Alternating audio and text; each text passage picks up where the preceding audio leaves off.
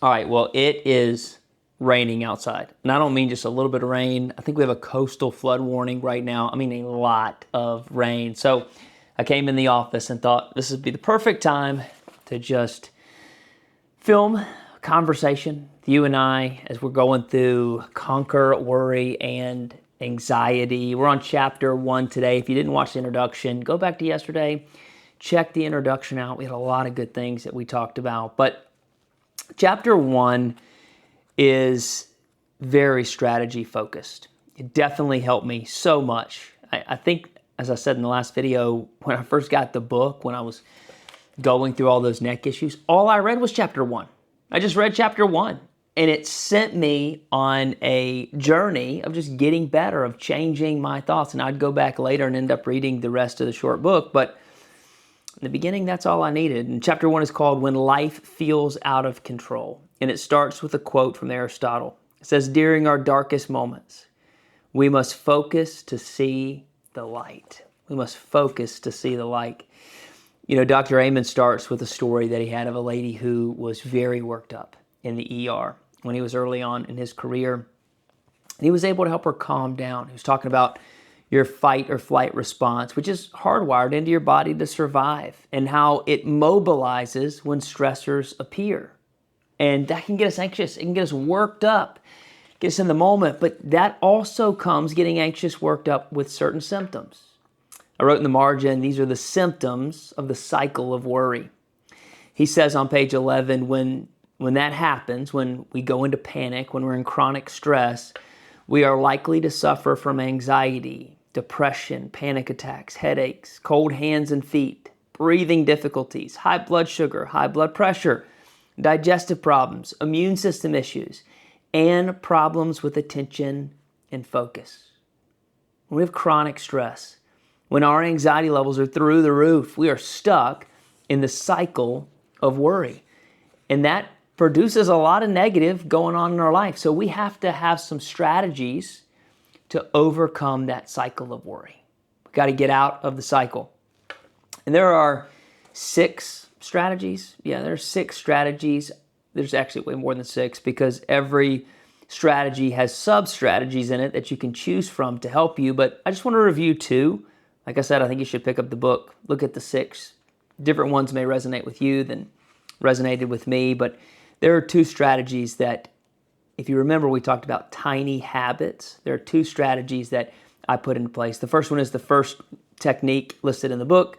Use hypnosis, guided imagery, and progressive muscle relaxation to enter a deep, relaxed state. I love what he says on page 14. He says, hypnosis is the oldest Western form of psychotherapy, but it's been tarred with the brush of dangling watches and purple capes. So true, right? We think we're like, oh, go to a magic show, you get hypnotized, and that's all we think about. But what he shows you in the book is that using hypnosis, guided imagery, or progressive muscle relaxation, PMR, it helps you calm down, helps you get out of that fight or flight state. And he goes through a tip in this book, an exercise. It's page 17 gives you a summary. Let me just explain real quick how I do this, because I still do this. I put this into my weekly habits. I probably do this 4 or 5 times a week, usually in the sauna.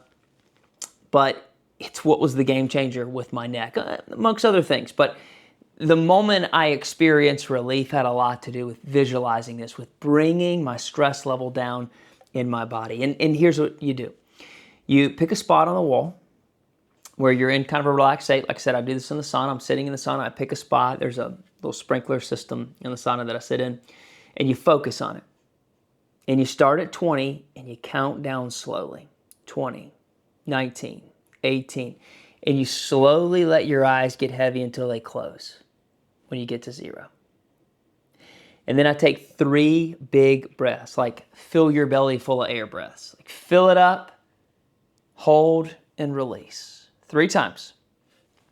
And then I picture myself stepping into an elevator. And I go down 10 floors. So I count down 10, 9, 8, 7. I get all the way to 0. The door's open. And I step out into a place that I have picked as a relaxation spot. maybe you got some old memories and it's a beach for you, or it's a vacation you were on, wherever you felt relaxed. For me, my aunt and uncle have a house in North Carolina up in the mountains, and the view from their backyard is beautiful. You can see another mountain, and they have lights come up at night, and I have quite a few memories of just sitting up there in Adirondack chairs while the kids play around us. We're roasting s'mores, having conversation, laughing. Often when I'm sitting in the sauna, that's where I go in my mind. When I step out of that mental elevator, I'm there, sitting in an Adirondack chair, looking at the mountain on the other side. And I just sit in that for a while, usually 6-7 minutes, just sit in that. And I'm telling you, I can feel every muscle from my eyeballs all the way down to my shoulders just relax. And then I get back in the elevator and I count back up 1, 2, 3 to 10. I take a deep breath and I open my eyes. Muscle relaxation, right? Progressive muscle relaxation.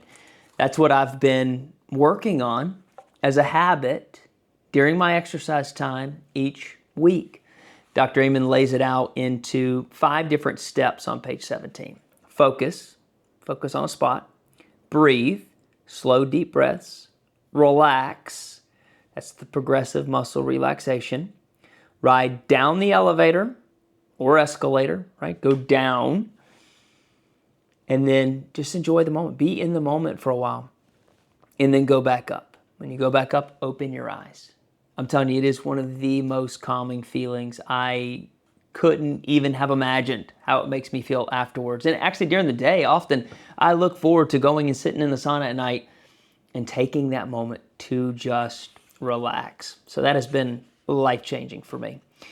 There's 6 tips. Like I said, tip number 2 is probably the next most beneficial that I've used, and that is master diaphragmatic breathing.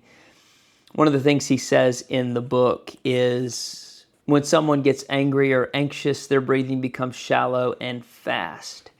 And what happens is that can increase stress, negative feelings, cortisol, but we have to have controlled diaphragmatic breathing, filling ourselves full of that air. One of the things he recommends is laying on the floor and putting a book on your stomach and watching the book go up when you inhale and watching the book go down when you exhale. So you get those big, full, deep breaths. Well, he gives you also multiple techniques in here for breathing. But one of the ones that stands out to me is he says, whenever you feel anxious, mad, or tense, take a deep breath, hold it for 1 or 2 seconds, and then slowly exhale for 5 seconds. Sounds simple, right? It does, but we're used to breathing so fast and shallow that it actually makes a difference when we stop and do it. So now, anytime I feel overwhelmed in the moment, anytime I feel anxious, I remind myself to stop for a minute and to breathe. To take that deep breath, to hold it in for 1, 2, 3 seconds, and then to slowly exhale. Slowly exhale for double the amount of time that I hold it in usually. And I'll do that 2 or 3 times, and I'll feel those feelings just drift away. You're still going to feel anxious. You're still going to have worry.